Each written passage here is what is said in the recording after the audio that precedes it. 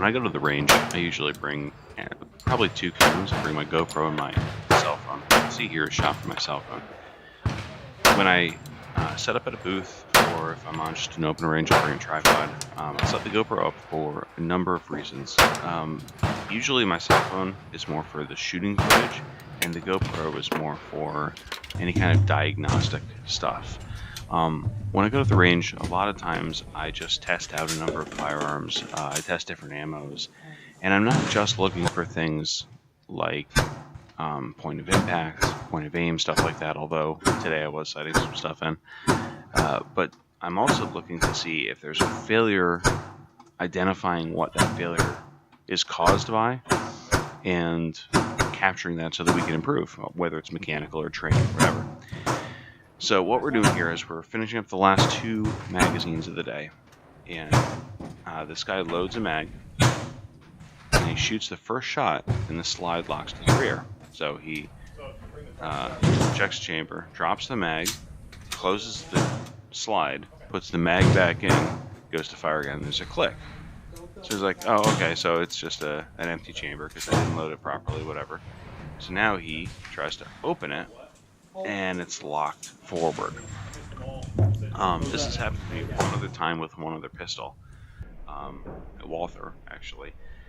This is an H&K USP Compact, which both the Walther and the USP are known for reliability. And you wouldn't expect it to be an issue here. Now, we were shooting some pretty poor quality steel cased ammo.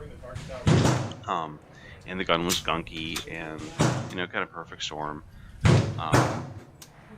But after this happened, I thought it was really good to have a camera to see what was going on leading up to this. Now let's see if we can diagnose what's actually happening here with this specific gun at and around the time that it fired. So you can see the slide lock to the rear, and you can see a spent casing sitting inside the chamber. The ejector had released from the casing, and the casing is stuck there. Now he goes to check the chamber, but he checks with his finger against the breech face. He doesn't actually stick his finger into the chamber.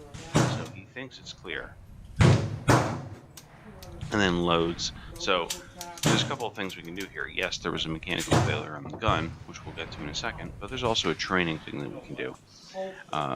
We can use feedback and say, hey, when something like this happens, visually check the chamber and use a finger to check the chamber.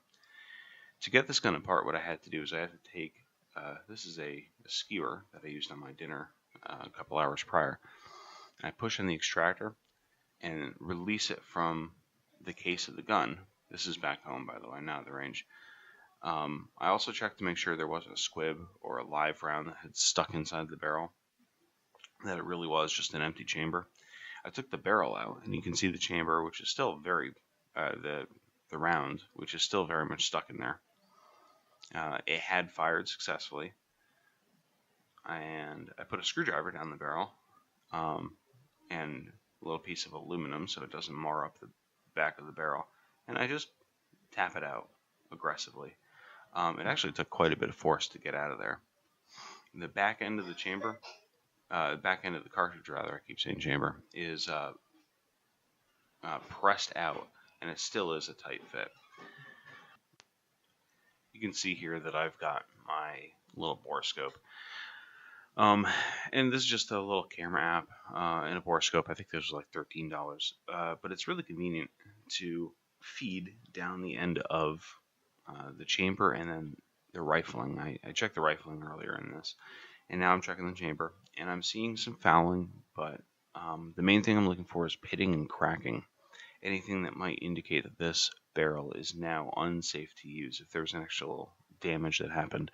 When I inspected the case, it just bulged out a little bit. There wasn't a crack or anywhere that would focus anything, but I also want to see if there's rough spots or abrasion or any other reason that this would be an issue. And you can see a couple of spots of, not corrosion, it's not rust, but just spots of soot and other crap that's on there.